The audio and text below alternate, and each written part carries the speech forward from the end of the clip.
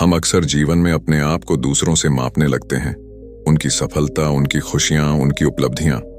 लेकिन क्या यह तुलना हमें कहीं ले जा रही है या फिर हमें हमारी खुद की पहचान से दूर कर रही है? सोचिए, अगर हम अपने जीवन को दूसरों के तराजू में तौलते रहेंगे तो क्या हम कभी अपनी सच्ची काबिलियत को पहचान पाएंगे?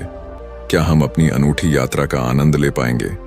इस निरंतर तुलना के चक्र में हम अपनी खुशियों, अपने सपनों और अपने आत्मसम्मान को खोने लगते हैं। आज हम इस विचार पर ध्यान देंगे कि कैसे दूसरों से तुलना करना न केवल हमें असुरक्षित महसूस कराता है, बल्कि हमारे आत्म विकास में भी बाधा डालता है। अपने आप को दूसरों से तुलना करने के बजाय क्यों न हम अपनी खुद की प्रगति पर ध्यान दें? क्यों न हम अपने जीवन को अपने मानकों से मापें और खुद की सफलता का जश्न मनाएं? बहुत समय पहले हिमालय की गोद में बसे एक छोटे और समृद्ध राज्य शिवपुरी में राजा शांतनु का राज्य था। राजा शांतनु न केवल अपने शौर्य के लिए बल्कि अपनी प्रजा के प्रति न्यायप्रियता के लिए भी जाने जाते थे। राज्य में शांति, समृद्धि और संतोष था। प्रजा अपने राजा से बहुत प्रसन्न थी और राज्य हर प्रकार से संपन्न था।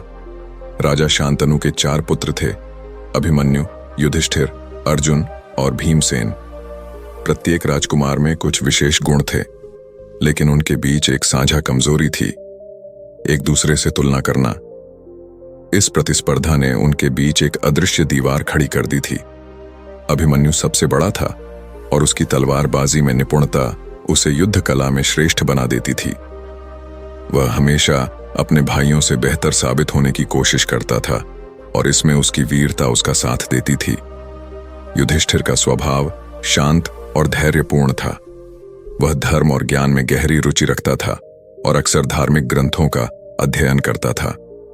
वह अपने भाइयों को शिक्षा देने में आनंद महसूस करता था, लेकिन उसे अपनी विद्वता पर गर्व था और वह सोचता था कि वह सबसे बुद्धिमान है।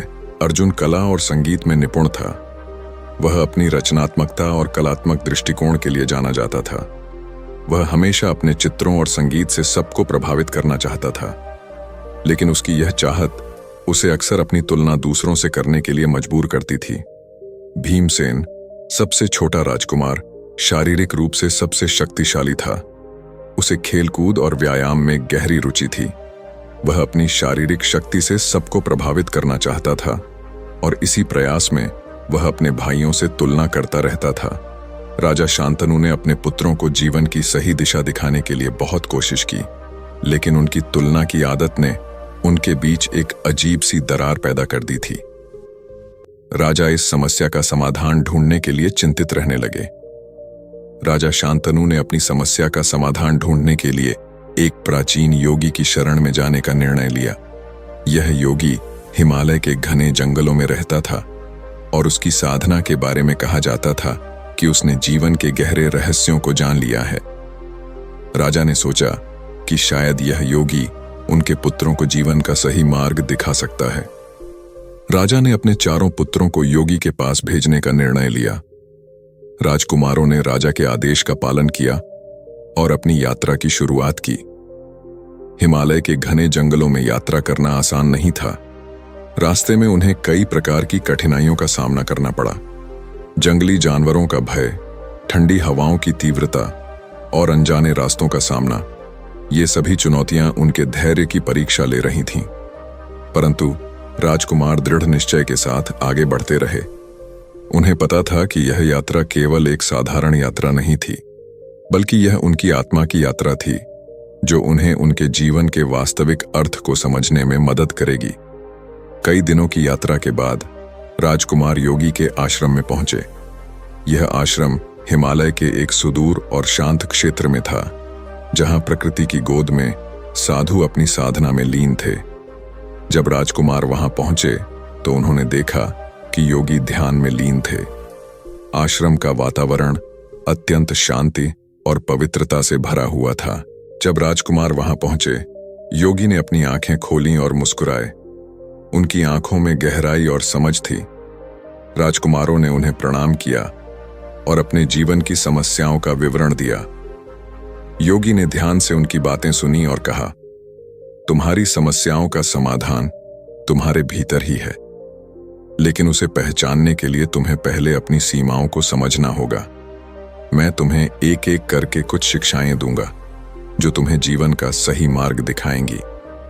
योगी ने पहले अभिमन्यु को बुलाया और उसे उसकी परीक्षा के लिए तैयार किया।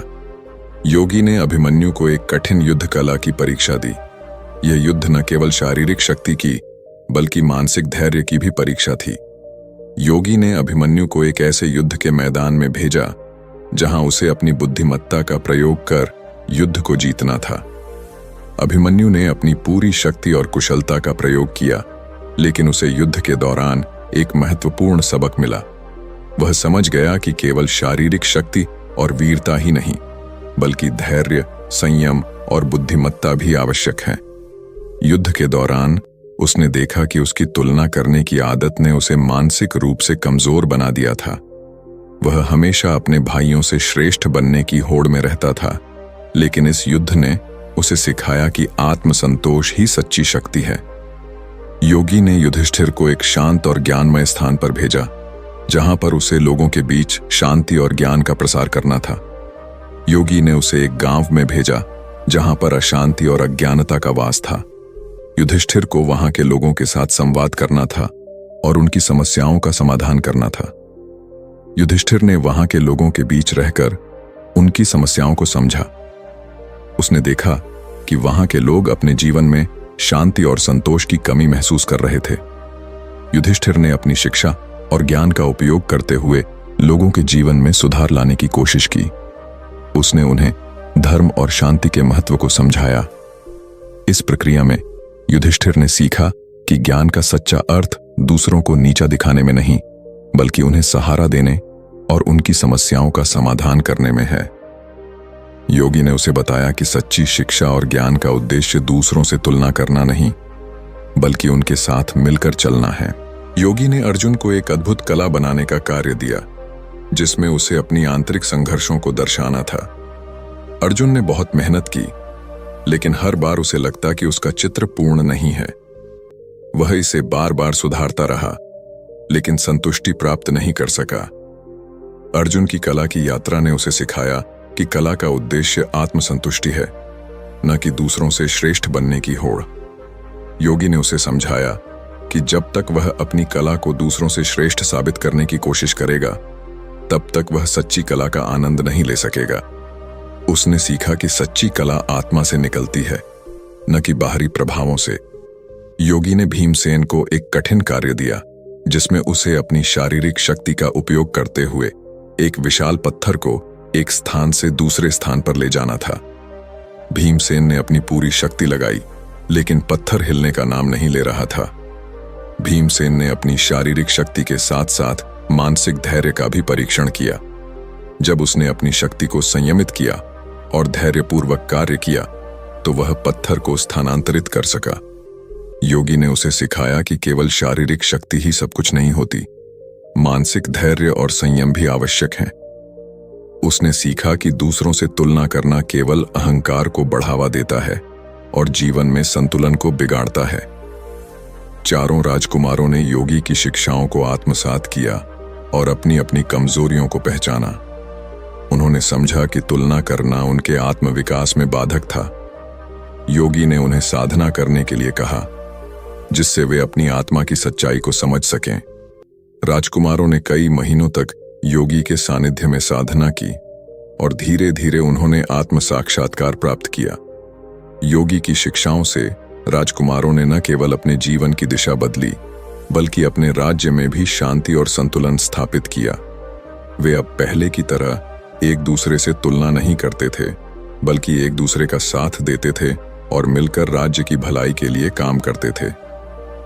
उनकी यह यात्रा और शिक्षाएं उनके राज्य में एक नई रोशनी लेकर आईं और राज्य फिर से समृद्ध और खुशहाल बन गया। योगी की शिक्षाओं ने राजकुमारों के जीवन को बदल दिया। उन्होंने सीखा कि आत्मसंतोष और आंतरिक शांति ही सच्ची शक्ति है। दूसरों से तुलना करने की बजाय अपनी आत्मा की आवाज सुनना और उसे समझना ही जीवन का वास्तविक उद्देश्य है। योगी की यह शिक्षा केवल राजकुमारों के लिए ही नहीं, बल्कि हम सबके लिए भी एक प्रेरणा है। तो दोस्तों, ये वीडियो आपको कैसी लगी? अगर ये वीडियो आपको थोड़ी भी पसंद आई हो तो वीडियो को लाइक और चैनल को सब्सक्राइब जरूर कर देना। तो मिलते हैं अगली वीडियो में, तब तक के लिए धन्यवाद।